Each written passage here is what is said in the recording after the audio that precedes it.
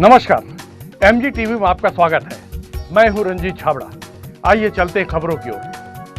कुरुद के भाजपा कार्यालय में घुसकर दुर्व्यवहार करने वाले कांग्रेसियों पर कार्रवाई की मांग को लेकर पूर्व कैबिनेट मंत्री और विधायक अजय चंद्राकर द्वारा धमतरी एसपी ऑफिस के सामने एक दिवसीय उपवास, सत्याग्रह और धरना देकर दोषियों पर सख्त कार्रवाई करने की मांग की। इस अवसर पर विधायक अजय चंद्राकर के अनशन को समर्थन देने क्षेत्र से करीब 1000 भाजपाई जुटे और अनशन को जायज बताया।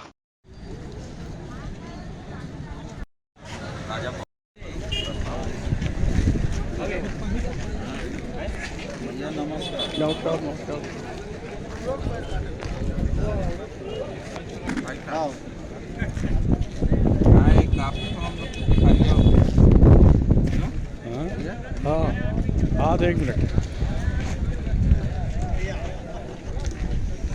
नमस्कार भैया जी। नमस्कार। नमस्कार।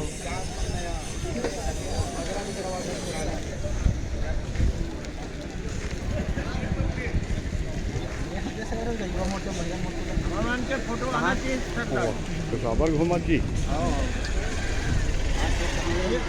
पुराना आदमी भी खास करके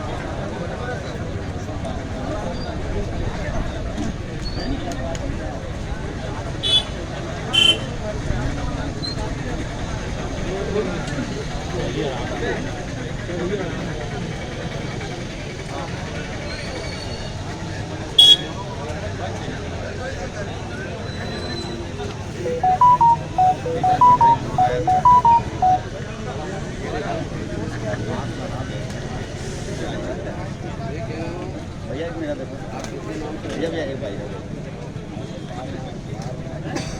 दोनों हाथ में बनाओ।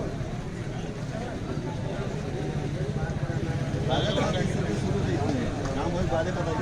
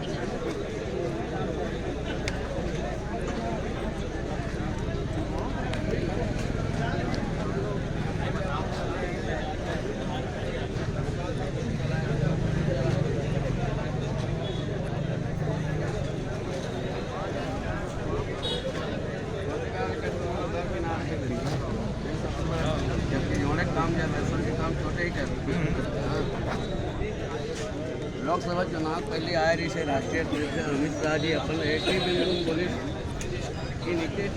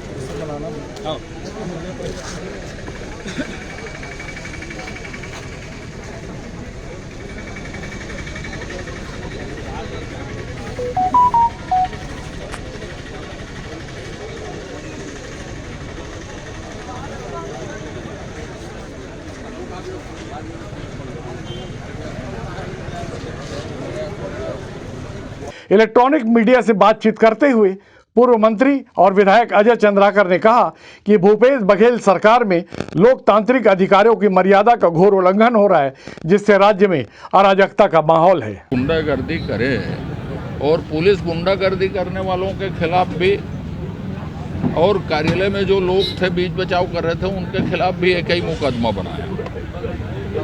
उसके 2 दिन बाद कांग्रेस थाने परिसर में 6 घंटे का धरना देती है। उसमें एसपी, आईजी से लेके एसडीओपी, थानेदार, इनको कोई भी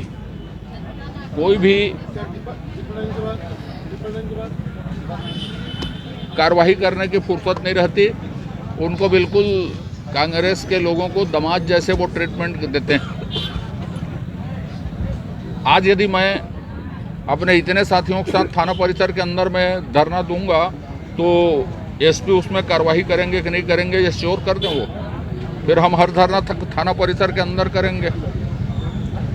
कांग्रेस ने शुरुआत की गुंडागर्दी की।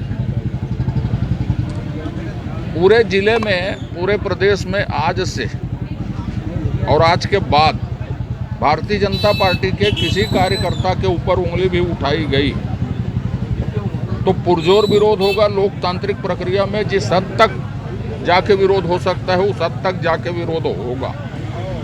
और चूंकि उन्होंने समान कार्रवाई की है इसलिए हम तीनों के खिलाफ सिविल सूट करेंगे।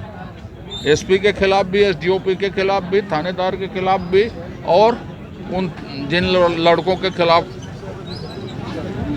शिकायतें हैं उनके खिलाफ भी। दूसरी बात, महंगाई का यदि प्रदर्शन है तो दिल्ली में क्या कांग्रेस मर चुकी है? छत्तीसगढ़ भर में कांग्रेस जिंदा है। किसके बल पर जिंदा है? ऋतिक खदान के बलबूते पर जिंदा है कि एक्सटॉर्शन वसूली के बलबूते पर जिंदा है? धमतरी में कांग्रेस विकास नहीं कर रही है, सिर्फ और सिर्फ एक्सटॉर्शन कर रही, वसूली कर रही है। धमतरी की छवि वसूली करने वाले जिले के रूप में बन गई है कि यहाँ से पूरे प्रदेश की वसूली होती है। इसके सिवाय इस जिले के लोगों, कांग्रेस के लोगों का और कोई काम नहीं है। रेत में पार्टनरशिप और वसूली और आम आदमी को परेशान करना। 2.5 साल में जो कांग्रेस नाली सफाई नहीं कर सकी, पूरा धमतरी डूब रहा है, पैसा रखा है, नाली सफाई भी नहीं कर रहा और पूरे पेपर में छपा है, उसको सार्वजनिक किया जाना चाहिए कि अवैध प्लाटिंग कौन कर रहा है। ये कलेक्टर को मालूम है कि नहीं है? ये यहाँ के कमिश्नर को मालूम है कि नहीं है निगम के? तो उसके लिए कांग्रेस आंदोलन नहीं कर सकती क्योंकि वो जनहित का विषय है।